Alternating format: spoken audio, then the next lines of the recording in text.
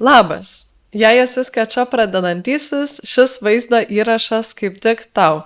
Tai yra antrasis filmukų serijos dalies skirtos pradedantiesiems.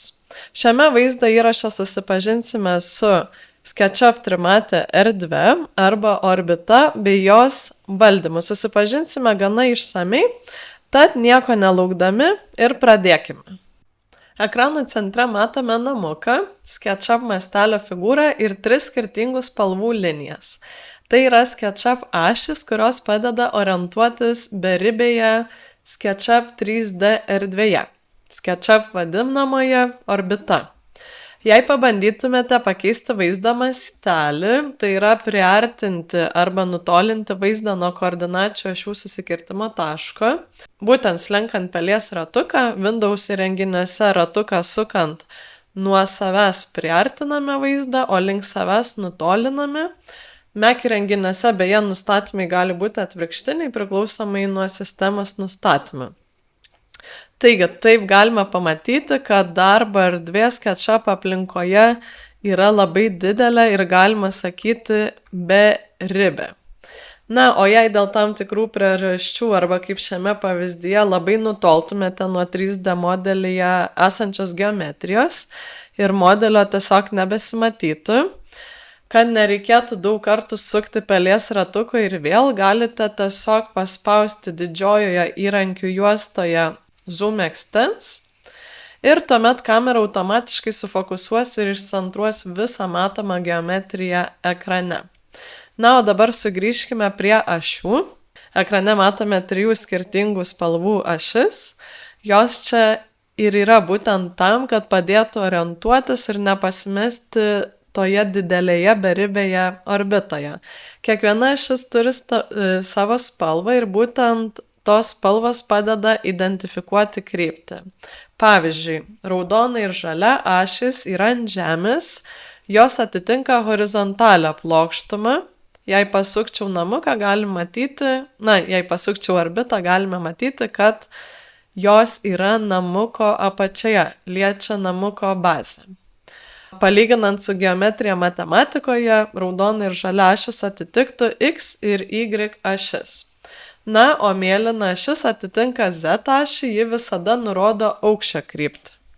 Teigiamoje ašių pusėje linija yra vientisa, o neigiamoje punktyrinė, tiesiog iš taškiukų sudaryta. Esant poreikiui, ašis galima perkelti aktyvavus ašių Axis įrankį, kuris yra štai čia. Kartais to prireikia, jei norite perkelti koordinačių pradžią, tą nulinį tašką į kitą vietą, arba jei modelis nubraižytas pasuktas, tačiau nenorite versti viso 3D modelio, nes pavyzdžiui, jūs gal jau įdėjote daug darbą. Tokiu atveju galima tas ašis perkelti. Ne modelį perkelti, o ašis. Tai padaryti galite pasirinkę įrankį ir tuomet pasirinkę pirmiausia tašką, kuris turėtų pavirsti naujuoju koordinačių pradžios tašku. Na, aš pasirinksiu šį kampą, paspausiu kairį pelės klavišą ir tuomet galime matyti, jog naujosios ašys indikuoja, ko ieško. Dabar turėtume pasirinkti, kuri namuko šiuo atveju linija taps raudona ašimi. Na, tai aš pasirinksiu panašią kryptį. Ir kai pagaunate kryptį, spaudžiame kairį pelės klavišą. Na ir po to teks nurodyti, kur yra žalia ašis. Tai taipogi pasirinksiu tą pačią kryptį. Užfiksuoju ir galime matyti, jog mūsų objektas nepasislinko, tiesiog ašys kartu su savo susikirtimo tašku pakeitė poziciją. Pakalbėkime apie orbitos valdymą. Kad būtų patogu modeliuoti ir apžiūrėti projektą, pravartu žinoti, kaip valdyti orbitą. Yra 2 keliai. Tai pirmasis yra orbitos valdymas naudojant įrankius esančius didžiojoje įrankių juostoje. Čia galite rasti 2 įrankius. Pradėkime nuo Orbit. Tai yra kameros pasukimo aplink modelį įrankis. Jeigu paspaustumėte, nuvilktumėte pelytę į orbitą ir po to nuspaudę kairį pelės klavišą vilktumėte pelę, tiesiog keistumėte jos vietą, galite matyti, jog mes tarsi pasivaikštome aplink turimą objektą. Toks mažas tipsas, jeigu prieš tai pažymėtumėte kurį nors iš elementų, grupę, komponentą, plokštumą ar liniją, orbitavimas įgauna šiek tiek daugiau kontrolės. Dabar tai nėra akivaizdu, bet kartais, kai yra daug objektų 3D modelyje ir sukame vaizdą, kartais kamera nuklysta, užsikabina už sienos, tai čia toks mini tipsas, gudrybė, kuris gali padėti. Ir taipogi padrąsinu, nes kartais pradedantieji bijo orbituoti keletų žingsnių ir tuomet pasimeta, tai jums nereikia veiksmą užbaigti vienu pasukimu. Na, pavyzdžiui, norėtume dabar pamatyti kampą, kurio nesimato, nes užstoja priekinę namuko sienutę, tai aš galiu aktyvuoti įrankį, pasukti vieną kartą, atleisti kairį pelės klavišą ir po to pasukti ir vėl. Kitas pravartus įrankis orbitos valdymui yra vaizdo pastūmimas, angliškai pen. Jį galime rasti didžiojoje įrankių juostoje šalia orbitos įrankio, tai yra rankutė su 2 raudonom rodyklėmis. Tai jeigu pasirinksite įrankį, lygiai taip pat kairiuoju pelės klavišu, spausdami jūs galite paslinkti vaizdą. Tai yra kažkas panašaus, įsivaizduojant, kad mes laikome popieriaus lapą ant stalo prispaudę ranką ir paslenkame. Ir su lapu slenkasi visas vaizdas esantis jame. Tačiau, nors galima naudoti orbitos ir panoramos įrankius, tiksliau vaizdo paslinkimo įrankius tiesiai iš didžiosios įrankių juostos, tai šiek tiek apsunkina darbo eigą, ypač tada, kai braižant vaizdus nebetelpa į ekraną tam tikrą geometriją ir reikia greitai paslinkti ar pasukti vaizdą. Tai pasirinkus kameros valdymo įrankį iš įrankių juostos, braižymo įrankis iš esmės yra deaktyvuojamas, bet kurį pasirinktumėte. Taigi, kaip jūs galite valdyti be įrankių esančių didžiojoje įrankių juostoje, tai iš esmės pasukti vaizdą, paorbituoti jūs galite nuspaudę pelės ratuką, labai svarbu ratuką ir slinkdami pelytę. Na, o jeigu norėtumėte paslinkti vaizdą, tiek Windows, tiek Mac naudotojams galioja tas pats.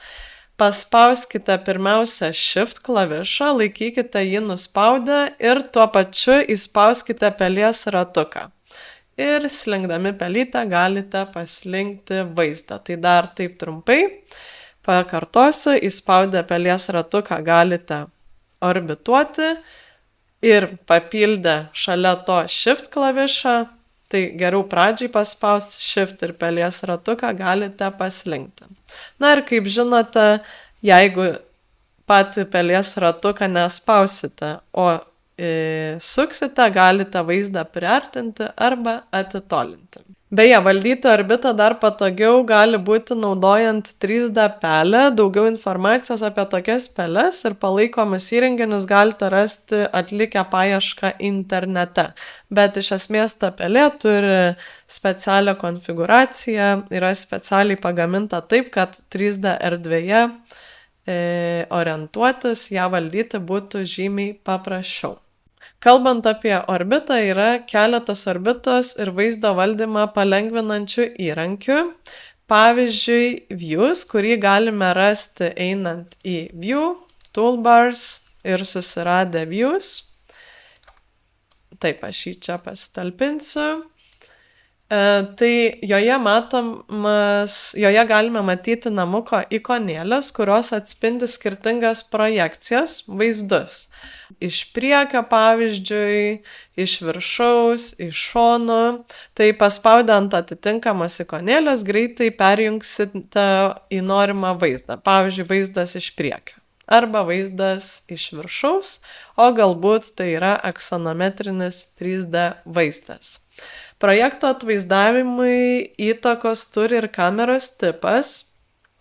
Per SketchUp kamerą mes iš esmės matome visą 3D modelio turinį esantį projekte ir mes turime galimybę pasirinkti, ar vaizdą norime matyti su perspektyva ar be perspektyvos. Tai yra kaip aksonometrinį vaizdą, kai lygiagrečias kraštinis neperspektyvai be perspektyvos susikerta ir atrodo vienodo ilgio. Šios nustatymus galite rasti sugrįžę į meniu, nuėję į kamerą ir čia antrajam bloke jūs galite rasti, pasirinkti kameros tipą. Tai jeigu pasirinktumėte Parallel Projection, galite pamatyti, jog vaizdas tapo aksonometrinis, tiesiog be perspektyvos.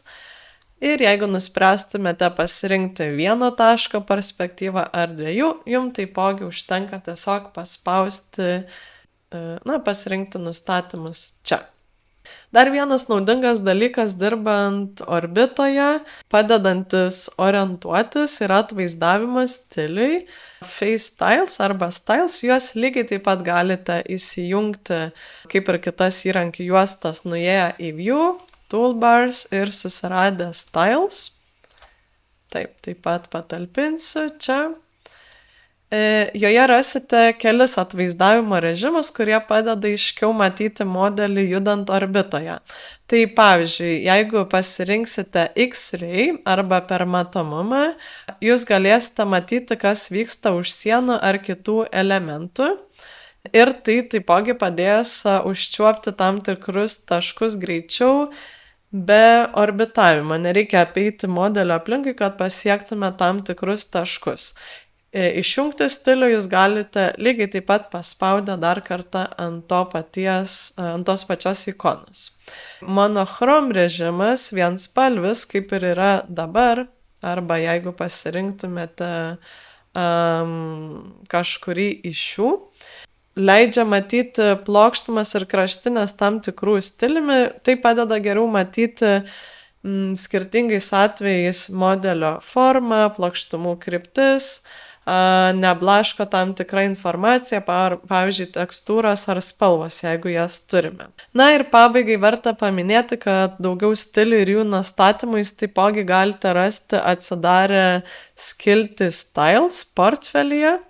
Jeigu pasirinksite Select, čia galite rasti daugiau stilių. Tai iš esmės jie neturi įtakos projekto geometrijai, tai tiesiog yra atvaizdavimo stilius. Galbūt jūs norite pristatyti projektą klientui, turėdama savo charakteringą stilių pasirinkę, bet turi įtakos tiesiog ir patogumai 3D modeliavimo.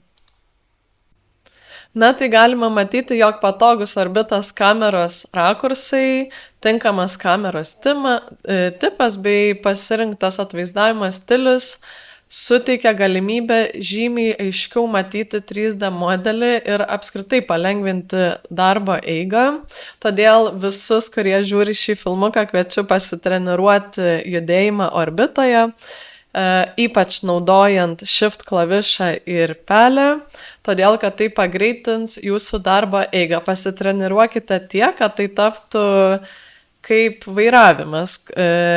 Pradžioje mes turime išlaikyti mūsų dėmesį įtemptą, kaip mes naudojame vairą ir panašiai, bet kai tai tampa įpračiu, mums jau nebereikia galvoti.